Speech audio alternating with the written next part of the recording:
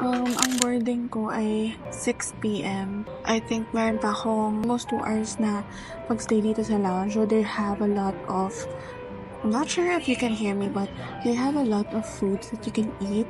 Just, you know, I need to keep quiet because like, first time kong mag-lounge and grabe, dati pinagpe-pray ko lang tong moment na to, and then now I'm here and sitting here and I just can't believe it. Like, wow, thank you, Lord. I'm gonna cry.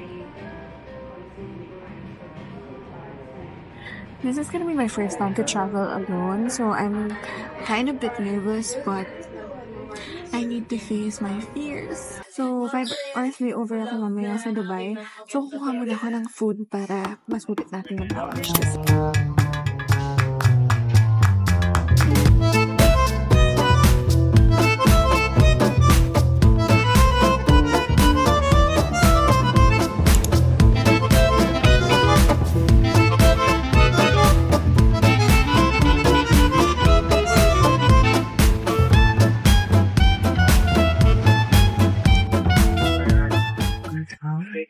Okay, so I'm now here sa PM. Medyo late ako. Kasi ina-announce ko.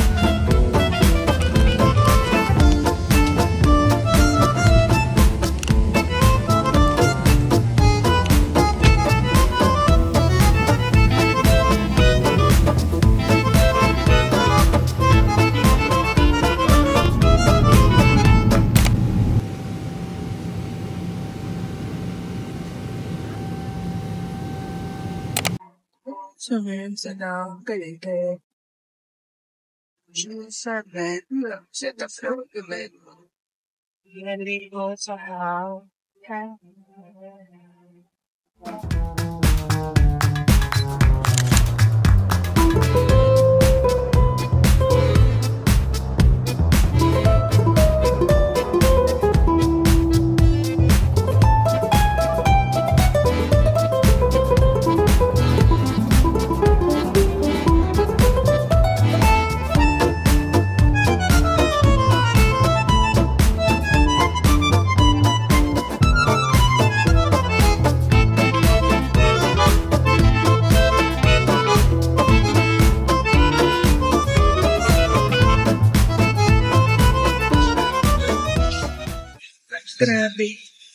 Grabe ng business dito. Sana mayaman ako para magawa ko to lagi, pero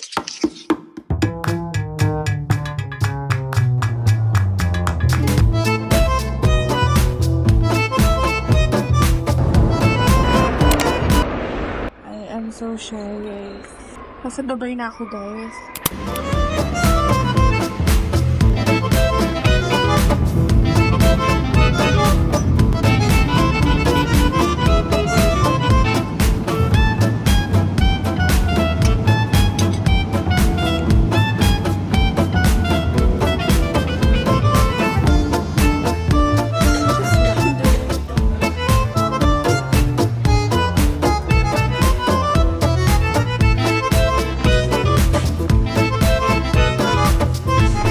Hello, I just landed. So, with Emirates, meron tayong BMW sedan.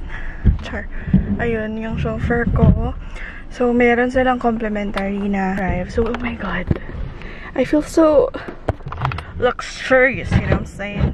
I'm gonna head to Rotterdam Holiday Inn kasi nandun yung mga ko. So, I'll be meeting them siguro later. Pero, ewan ko kung tomorrow or later. Pero doon ako mag-check-in.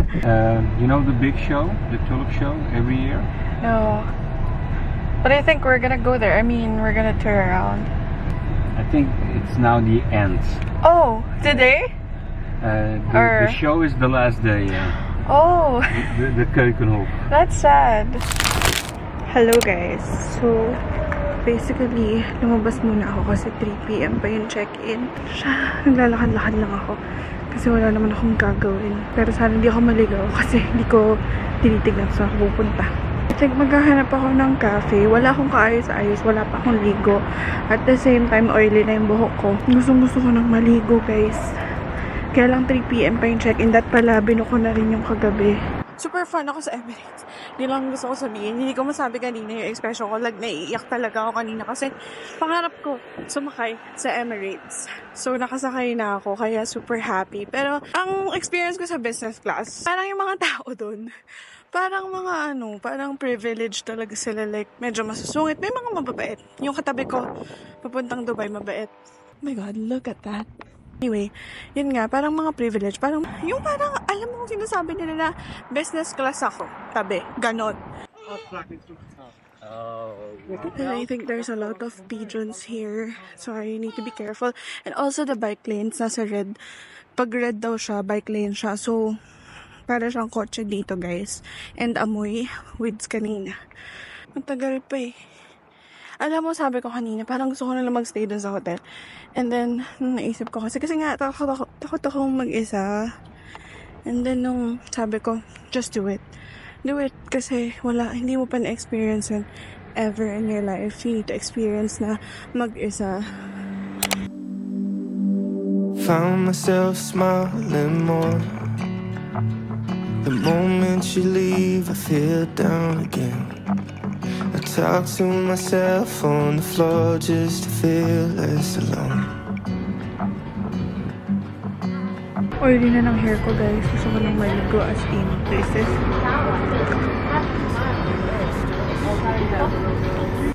So, ito yung view ko currently. What a nice view. It's giving talaga na Europe vibe. So, basically, andito ako hanggang 2 p.m. 2:30. Tapos babalik ako dun sa Holiday Inn. Hey guys! I'm finally in my hotel room. So this is gonna be my hotel room for the next 5 days or 6 days. Okay. Sobrang oily na ng buhok ko. Pagpasensyahan nyo na. Sobra talaga. Hindi pa ako naliligo pero maliligo ako in a while after vlogging. Okay, pagpasok mo, ayun na siya eh. Yan lang siya talaga. So, ito na yung dalawang beds. And then, this is the toilet and bathroom. This is their shower. So, we can like open the lights. There. The thing is, they don't have any bidet. And my freaking tummy hurts so bad. And then I have 2 beds. That's fine. And then this is my view.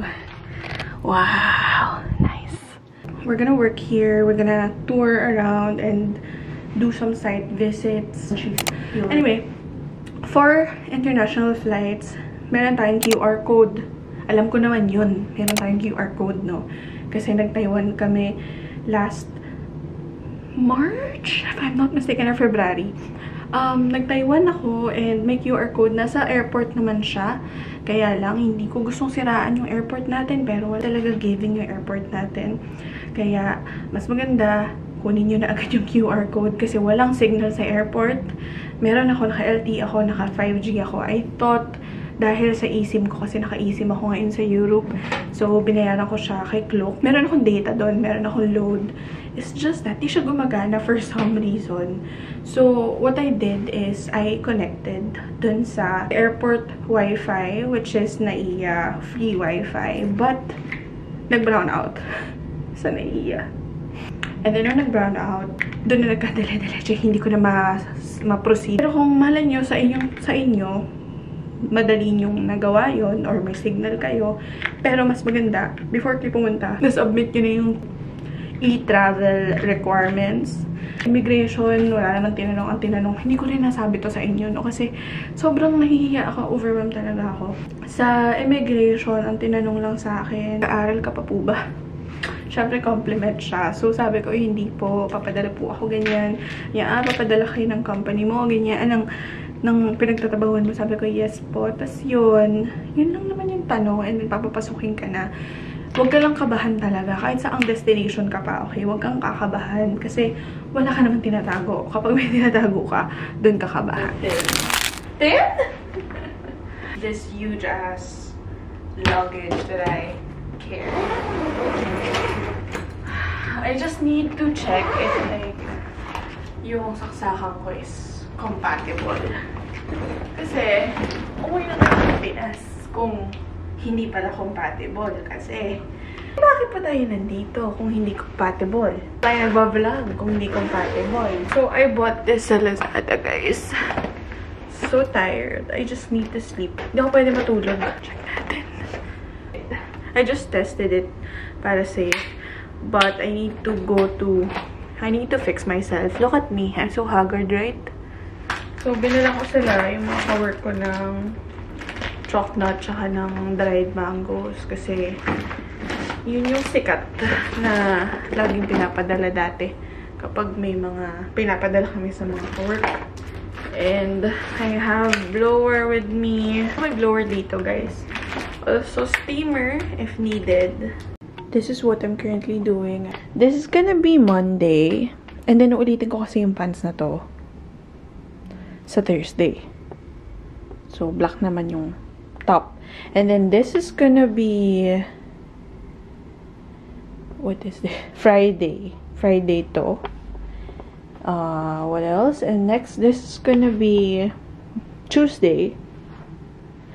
This is gonna be Wednesday. And tatlo yung dala kong coat. Yeah. Para lang sobrang ayos na. Kasi ayoko na mas stress. Lalo na sa work. Charm! Ito ang aking outfit for today. It's a super duper turtleneck. By the way, if you are curious sa aking mga susuot, this Europe trip, Shein lang lahat, okay? From head to toe, Shein. I swear. Nasasakal ako. Ganito pala mag-live alone, no? Ay, mag-live alone. Mag-travel alone. Hawak na hawak mo yung oras mo. Kaya lang, kailangan may gagawin ka talaga kasi walang mangyayari sa'yo if tatambarin ka or matatakot ka. Kasi sabi ko kanina, kasi diba yung check-in na sa ano pa, parang 3 PM, tapos 11 AM nandito na ako. Sabi ko, just do it. Kasi natatakot talaga ako, te, pag gaganyang bagay. Bakit natakot akong mag-isa talaga, te? Hindi siya librating. Pink ko siya. So, pagpasensyaan nyo na. Pero ganun talaga ako ever since. Kasi, hindi ako sanay mag-isa eh. I can't. Actually can't. Kahit na tinatry ko. Pero ngayon, parang na-conquer ko siya kasi nga, kailangan ko siya i-conquer eh. Hindi pwedeng takot ka dito.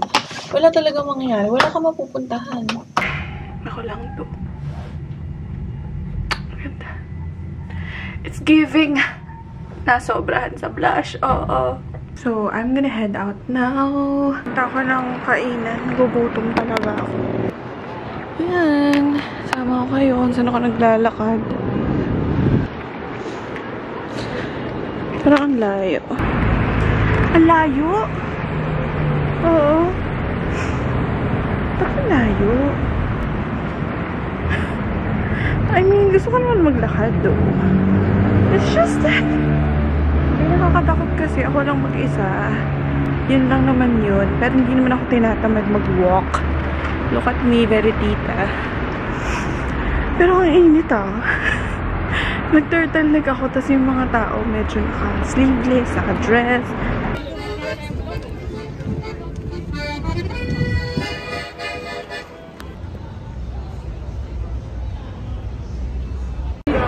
I'm gonna devour this.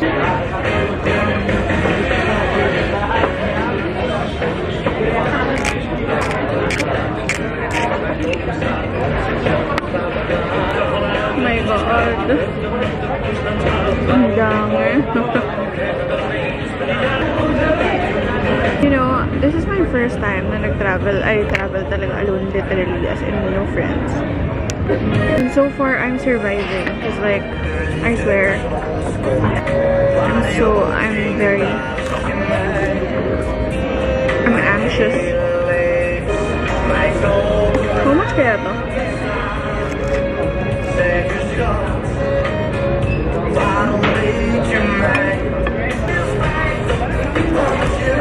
Super dami.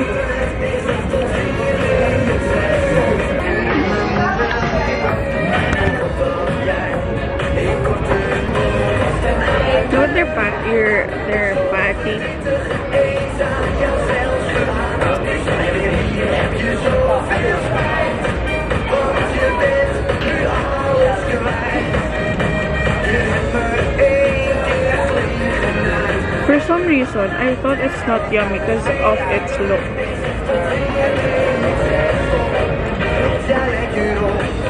Pero parang ang sarap niya.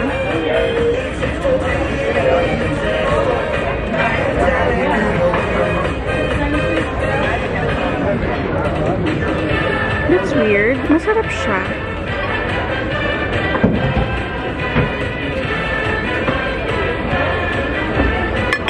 Good.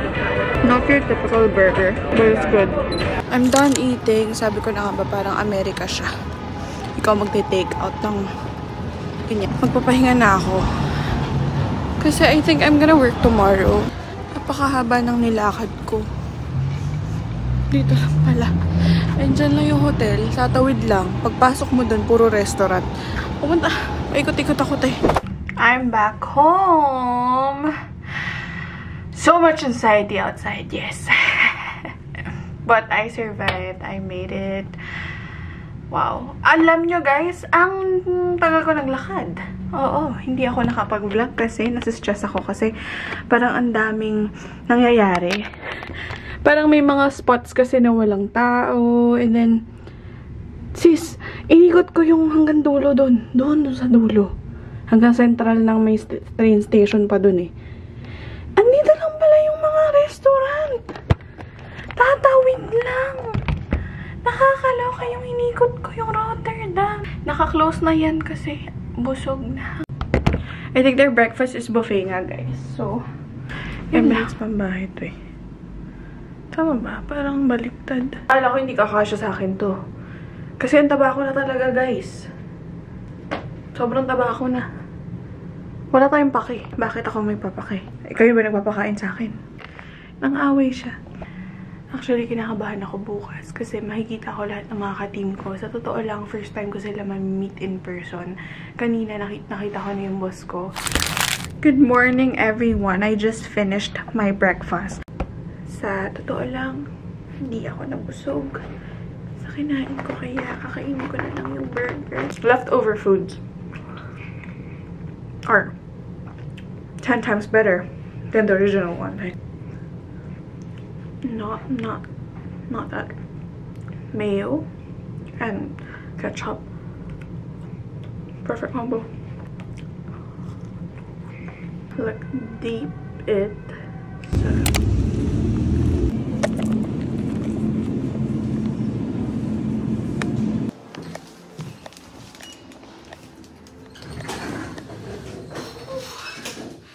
Guys, ayoko na. May lumapit sa akin. Wait lang.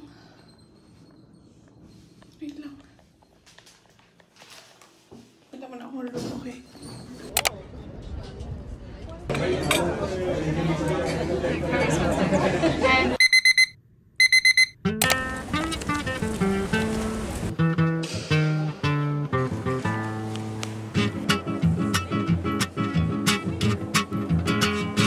Ele já não gosta mais de mim, mas eu gosto dele mesmo assim. Que pena, que pena. Ela já não é mais a minha pequena. Que pena, que pena.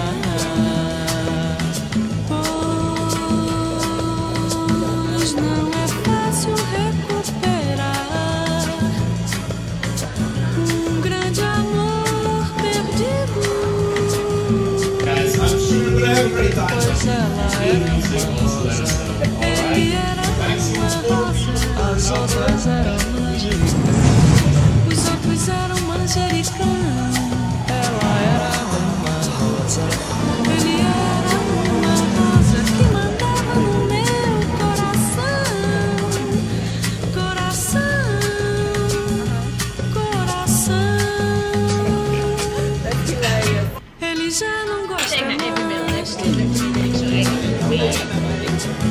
Mas eu gosto dele.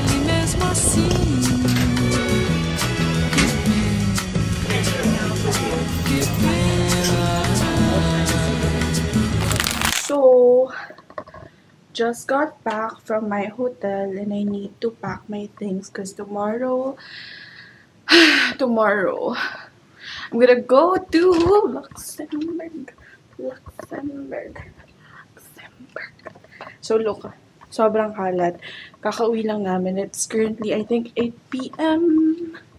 Where's my phone? We need to charge my phone. Where is it? I'm so sorry if I didn't vlog that much. It's just that babawi tayo next week. I mean, babawi tayo tomorrow kasi ngayon, puro kasama ko work. So, bakit ako para mag-vlog? Kailangan nagtatrabaho ang ante mo. So, ito yung nangyayari ngayon sa akin. I'm packing because I'm gonna go to Luxembourg tomorrow morning. I am very, very, very stressed kasi ayoko talaga nagpapack. Actually, si mommy nagpack nito lahat. Maaga kami bukas, alas mga 9. So, I'm not gonna wash my hair kasi tinatamad ako kasi sa airport na ako pupunta. Tsaka maglilibot ako sa Amsterdam ng flight. Sasama ako kay Justina, that's my colleague, one of my colleague, para hindi ako maligaw kasi hindi ko pa alam yung mga train dito. Unlike siya.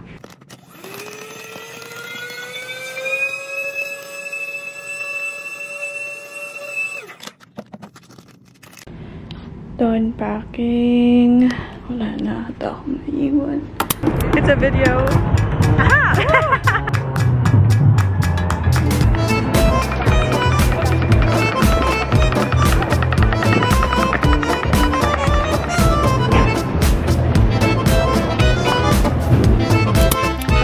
So I'm here at Fiona. So it's a Mexican restaurant. I'm with Justina. Like, we're gonna eat Mexican food today and my flight would be 3 p.m. Iniwan namin yung luggage namin dun sa airport. Ay, hindi. Sa Central. Sa train station. Para makapaglibot-libot kami dito sa Amsterdam Central. And then, mga 1 p.m. kailangan namin bumalik sa train to get our luggage and to go to the airport. It will take, I think, around 20 minutes to go there.